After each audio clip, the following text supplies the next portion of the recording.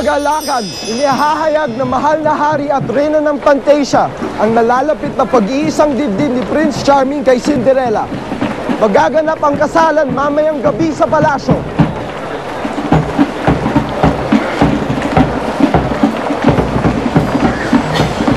Ang lungkot mo.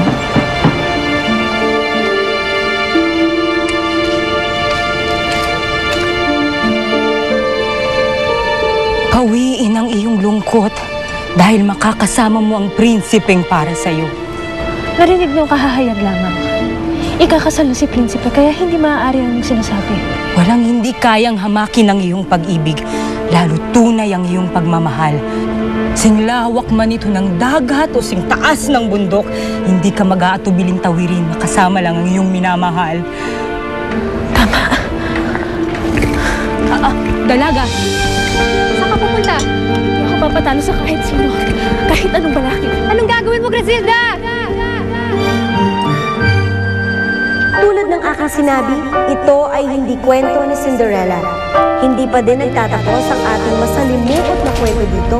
Sa katunayan, ito ay simula pa lamang para kay Grasilda. Hindi kayo maaaring kasal. Hindi ako papayag.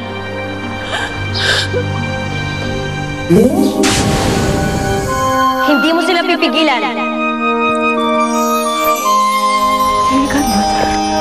Grasilda, isang mabigat na kasalanan itong ginawa mong paggambala sa kasal na ito.